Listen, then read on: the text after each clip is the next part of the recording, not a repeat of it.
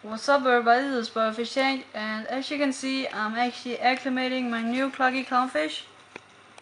As you can see, they're very tiny, they're really cute, and I used the method that I've posted on Freeweave, which is going to be in the description. And caution using this method because it's not everybody who actually can do this without having problems in their tanks, and that depends on the local fish stock that you actually have. But anyways, you can see they are swimming around, looking at each other. I got them in 2 separate bags, even though they came from the same tank, but it's to make sure that they don't shred each other apart, I guess you can say. And yeah, they're just doing great, so I'll show you a little video right here in a second while they're in the tank. So see you guys there. Alright guys, so we are back here, and as you can see, the clownfish are going crazy in my sebae. And they already did this after 2 minutes of being in this tank, which shows how well this how this acclimation method works, because it basically makes it a lot less stressful on the fish.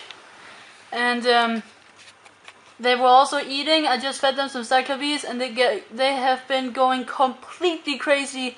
Apparently they really like cyclopees. And I think that these guys are awesome. I mean, I've always loved clarkii clownfish, and when I got ocellaris clownfish, I thought they were kind of cool, but there was something like, I better like clarkii clownfish because I think they're much more beautiful, and I just think they're awesome. And they're not very picky with anemones, so they'll pretty much jump into any anemone that they get offered. They got no white spots, these guys. They don't have any wounds on their scales. They don't have any problems whatsoever. No nip fins. My dirty bag hasn't even chased them. He doesn't really feel like he's brave enough, I guess, because they're almost as big as him, and there are 2 of them, so he's kind of scared of them. They haven't been chasing anything. They have been nipping my shrimp's whiskers a little bit, but it has not been to the extent where they have been clipped off or something like that. But you can see they do fight. And that's basically, I guess that's a little fight between who's the female and male, because you know they'll change gender when they get into a new tank. They have to match out the you know, the sort of, you know, hierarchy in their group, and the biggest one is usually the female, while the smallest one is a male. And we'll see how it goes, and I hope that I can actually manage to somehow breed these guys or anything like that. I really think that clarkii clownfish are really awesome, and I really like them. And I also got a canyon tree, but I'll show you more of this aquarium tomorrow. And you know, this video is going to be clipped into one, so you guys can see it. But I just wanted to show you guys that they are doing absolutely fantastic. And you can just see that they're going all crazy. They love that anemone. Like when they first got in here, the first 20 to 30 seconds, they just sat right there at the middle of the aquarium, and they found the sebae, and then they just like went over to it and bopped their head into it, and then they just started going crazy on it. So yeah, it's awesome. So see you guys when the next part is up. So yeah, for you guys it'll be in 1 second, but for me it's the whole night. So see you guys there. Alright guys, here we are the next morning, and you can see the clarkies are doing fantastic. They're having some hierarchy issues with the dirty bag, but they have been. It's actually not the dirty bag that chases the clownfish. It's actually the opposite. But I think that they will at some point they will sort it out, because I remember when I put my chromis in here, my dirty bag would also chase them a lot, but after a week or something like that, he would stop and he didn't care anymore. So I think that he just has to get used to these guys, and that's a normal thing with dirty bags. Whenever there comes a new fish, they're always going to be like, what is this? Why is he here? And stuff like that. So, you know.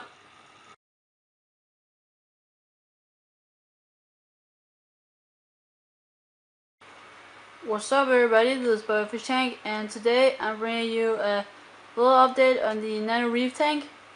And you know, I got some few clowns, and I got a Kenya tree and things like that. And as you could see here in the start of the video, there would be some clarkii clownfish videos and the Kenya tree video as well, where I told that when the Kenya tree would be opened, I'll make a new video. And the Kenya tree successfully opened today, which is after 3 days, and I'm really happy about that. You know, you can see right here, it's standing upright. It's doing very well. It has polyps everywhere. I have just fed it with some marine snow, and it closed all around it and things like that. So that is amazing to see. However, I gotta get some Aptasia eggs going, because I can see some very small Aptasia sitting around its foot, and it can actually irritate the coral and make it not open. So I'm going to fix that. But anyway, they look really good. They have some great it has some great polyp extension. It got some good color as well. It got a nice fat foot, and I can't wait to see how much it will grow in the next couple of weeks or months. So that is going to be amazing. Anyway, the clownfish that I got are still doing very well. They still love my sea anemone, as you can see, and they're going all crazy. As you guys saw, they jumped right into the sea anemone after 2 minutes after they've been in this tank, and that is maybe because clarkii clownfish is not so picky with anemones, so you know, they'll just jump right into them, which is really nice. I really like clarkii clownfish, and these guys have never had any problems. They have no white spots, no strange behaviors, nothing. They're just perfect. They're doing very well. The chromis are doing very well as well. They're eating as much as usual, and you know, they're darting around, having some fun. Really like those guys. The duttybag is doing fine as well, but he's kind of showing his aggressive behavior against the clarkii clownfish, but it has not been so extreme, because when he just came into, when the clarkii clownfish just got into the tank, he actually went down to them and kind of looked at them funny and things like that, but he didn't really want to chase them because they're almost as big as him, and there are 2 of them, so he's kind of scared of them, and you know, that's just how it is. But yeah, that is basically how it is. So the duttybag actually got a nib on his tail from one of the clownfish, but it has regrown again, and you know, he's doing fine, and he's darting around the tank as usual, looking for anything to eat. The Goby, which you can see the head of right there, is doing very well too, but I just sit here in front of the tank for like 2 minutes ago, and I moved my camera around, so he doesn't want to come out right now, but he was out 2 minutes ago sifting some sand.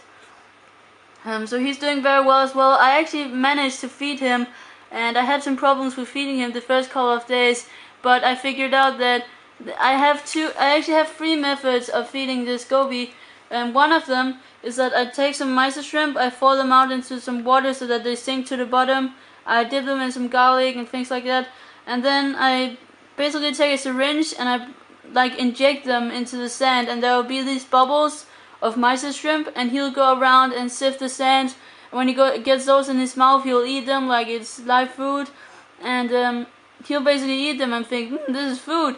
And you can do that with cyclopes as well, and that's what I've done once, and he also ate those. But right now he's actually, why is he coming out now when I'm sitting here with my thing? Hello there, hi.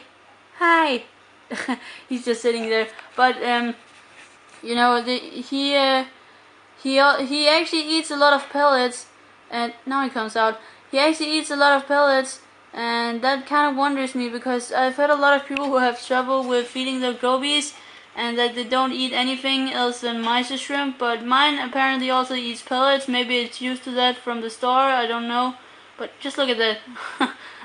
He apparently saw something move somewhere, I don't know what he saw, but he's going crazy sometimes, and he has dug a huge cave underneath that rock, and my rocks are not completely attached to the glass, so I'm kind of afraid that he might crush himself under the rocks when he have dug the cave big enough, and you know the rock will collapse. But anyway, if he's not moving his cave from now on, if he somehow would collapse this rock, which I don't think he will, because this rock is very wide. You can see it goes all the way over here and all the way over there, and he has only dug a little hole that fills about this area right here, and then it goes out on the other side as well, so he can go over to the sea anemone, to the clownfish. But it's really funny to see this guy going around and digging and things like that. But it's like he kind of knows that he can't dig over this area and this area, but he knows that he can dig in that area and the rock won't collapse. So I will see what I can do. If he will dig more out, I will of course notice it, and I'll see what I can do. But if he somehow collapses the rock, it won't collapse the whole rockscape. It will only collapse that rock right there because it's not attached to the rest of the rocks. But anyways, he is, you know, doing pretty well, and he's eating a lot, and he's digging a lot, he's sifting some sand, some things like that, and he's just having fun, so that is really good to see. So let's get over the corals real quick. The frog spawn is growing pretty well as usual. The green star polyps are growing pretty well as well. There are actually some hair algae on top of that rock because of the lighting. But sometimes I just remove them. Like, I can basically just take them off with my fingers, but you know, it will grow out on them in some time. The Kenya tree is doing fine. The Stylophora, it's actually not doing very well, mainly because it doesn't really have some good polyp extension. I definitely think I could keep some SPS corals in this tank, but I have bought them all the way from Germany, and they have been on a like 7 or 8 hour trip, and they might have been stinging each other if they have been closely together, and that might have been leading to some problems down the road. The same with the Acropora. You can see it's bleaching towards the bottom and up along the rest of it. But I'm thinking of getting some. You know, when my mom and dad bought these corals, they told me that they didn't see that much polyp extension, even though I didn't really know it. I just saw some pictures where I really couldn't see it. But they said there was not so much polyp extension, so I might be getting some new ones here from Denmark that are a little bit more expensive, but they have great polyp extension and things like that, so I might be doing that. The finger layer is doing fine though, but as you can see, there's no polyps on it right now, and that is because I was scraping the glass earlier, and as soon as I touch this coral, his polyps will just go away. So that's kind of funny to look at. Like, it looks really funny. I really like this coral. This is like one of my favorite corals in this tank. The mushrooms are actually growing pretty well. However, you can see there are red bubble algae everywhere, and I might be removing some of the mushrooms in this rock and place them everywhere around the tank, because there's a mushroom there, there's a mushroom back there. There are actually 3 big mushrooms under this rock right here. There are 2 mushrooms in the back over there, and then there's one over at this side somewhere, and there's my Phromius sea star, by the way. He's doing fine too, just so you guys know. But I probably will change it out with some colony polyps, because I really like those corals, or some pallies or something like that, some zoanthus. I don't know, I just want something better, and I'll get an emerald crab that can kill all of those bubble algae, because I got lots of red bubble algae around my tank. Like, really, just look at that. But I really think they're very decorative. I think that they're pretty beautiful actually. And I actually got some green bubble algae on that Stylophora right there. Anyway, the Duncan coral has been growing extremely much. Like, it has a like gigantic, like when I turn off the palms, they're like, I can't even explain how big they are. They're really big. You can't really see their real size right here with the palm bond, but it looks really cool. And they eat everything, pellets, anything like that, and it grows like crazy. I can see it grow every single week, so that is awesome. The sebae is doing fine as well, so, and the shrimp is too. So yeah, that is basically the update on my Nano Reef tank, and I hope you enjoyed it. And yeah, see you guys in another video.